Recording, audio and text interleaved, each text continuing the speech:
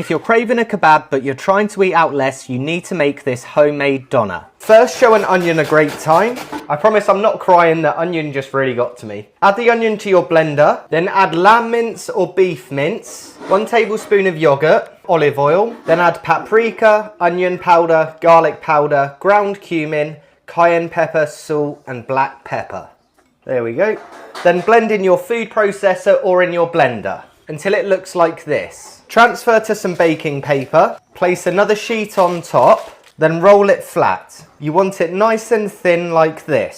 Then roll it up, place them onto your oven tray, then cook these in the oven at 180 degrees Celsius for about 25 minutes. It's now ready and smells incredible. There will be a lot of fat that renders out from the meat. If you like, you can just pour it out, then unwrap it and you should have some delicious, juicy, homemade doner like this. Healthy eating doesn't have to be plain, boring chicken. Tea டம்ளரும் ice கட்டியும் இருந்தா ஒரு நிமிஷத்துல 100 உளுந்த வடை கூட செய்யலாம். எல்லாராலையுமே செய்ய முடியும். ரொம்ப ரொம்ப புதுமையான முறையில யாருமே சொல்லி கொடுக்காத இந்த டிப்ஸை கண்டிப்பா ட்ரை பண்ணி பாருங்க. வீட்ல ஒரு சிலருக்கு மட்டும்தான் உளுந்த வடை செய்ய முடியும். ஆனா இந்த வீடியோவை ஃபுல்லா பாத்தீங்கன்னா எல்லாராலையுமே உளுந்த வடை செய்ய முடியும். Hello friends, welcome to சல்கஸ் kitchen. வாங்க எப்படி செய்யுதுன்னு பார்த்துடலாம். நான் 250 ml கப்பில் 1 கப் அளவுக்கு நான் எடுத்திருக்கேன் உளுந்து. இது கிட்டத்தட்ட ஒரு 200 கிராம் அளவு இருக்கும். இதை நல்லா 2 தண்ணியில் கழுவினதுக்கப்புறம் நல்ல தண்ணி ஊற்றி இதை நல்லா அப்படியே ஒரு 1.5 மணி நேரத்துலேருந்து 2 மணி நேரம் வரைக்கும் ஊற வச்சிடலாம். இது நல்லா ஊறி வந்துருச்சு. ஊறினதுக்கப்புறம் தண்ணி எல்லாம் சுத்தமாக வடிச்சிருங்க. தண்ணி ஊற்றி இது அரைக்கக்கூடாது. நல்ல ஐஸ் கியூப்ஸ் இந்த மாதிரி எடுத்துக்கோங்க.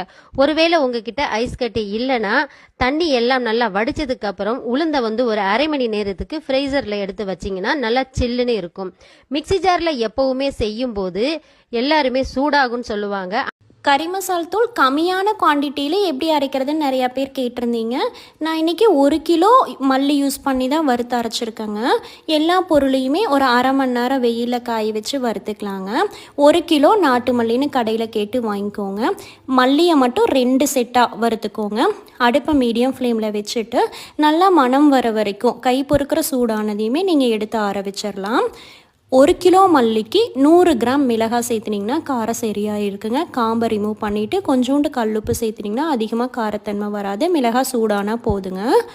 சீரகம் 25 கிராமுங்க, அதுவும் இளம் சூடானா போதும். சோம்பு மட்டுமே 50 கிராமுங்க. சோம்பு லைட்டாக இளம் சூடாகிற வரைக்கும் வறுத்து ஆற வச்சுருங்க. மிளகு 25 கிராமுங்க.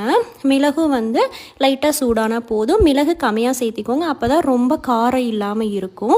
பட்டையும் 25 கிராமுங்க. கசகசா